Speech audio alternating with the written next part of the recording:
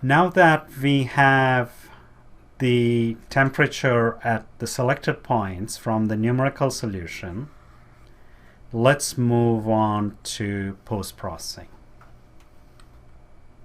So I'll go to mechanical. Before I do the post-processing, I wanted to show you that you can actually check what element type was used. So if I go to solution information and come here and do Control F and search for type, and I say next, next, next, I have to go down a few, and I see, and that's where I want it to be, and I see that the element type is plain 77. This is you know, a special element type to impose the convection boundary condition.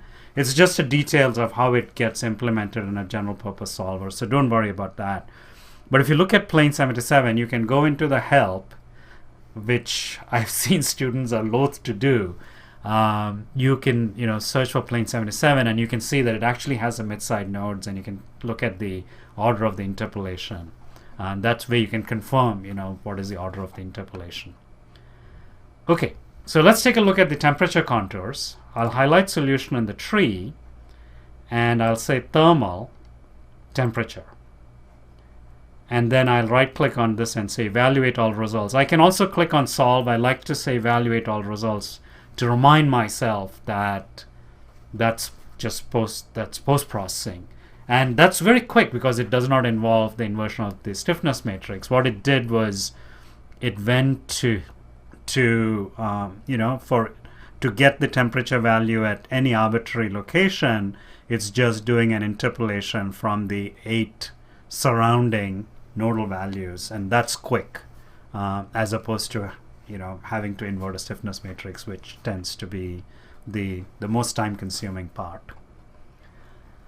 And you might not see the mesh over here. You can turn the mesh on or off by selecting show elements or say no wireframe.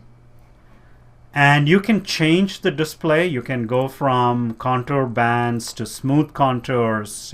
That's a nice pretty plot which you might want to try to impress your boss with.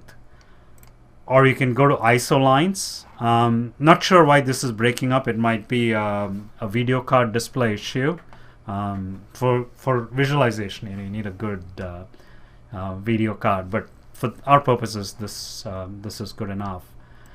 Okay, so let me go to smooth contours, and I can also change the color bar.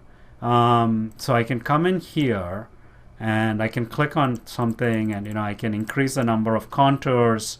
I can also change these values by right clicking and saying edit, and I can play around with these. One thing to keep in mind is that these max and min you cannot change, but you can change all the other values. I'll just reset it. I'll just go here and let me see if I can get it. Okay, reset all. So it goes to the default color bar view. And I can probe the temperature. So if I highlight probe here, and I can move the probe along, and it'll tell me the corresponding temperature value. And that's in degrees Celsius. So I can see that over here it's 1, red is 1, so that's a check on my boundary condition.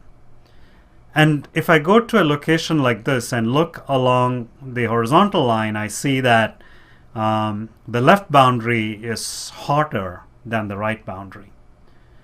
Now there's no heat leaving the left boundary, but there's heat leaving the right boundary, so that makes sense that the right boundary is colder than the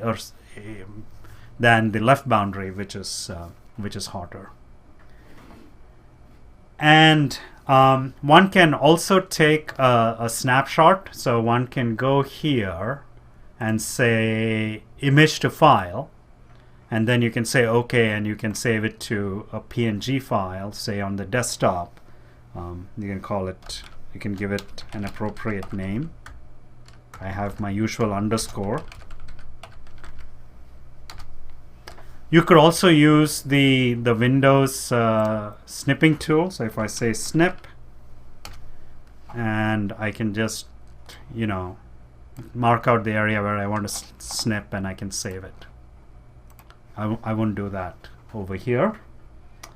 So that's, that's the temperature contours that comes from the interpolation. And let's take a look at the heat flux next. But before that, I'll save the project.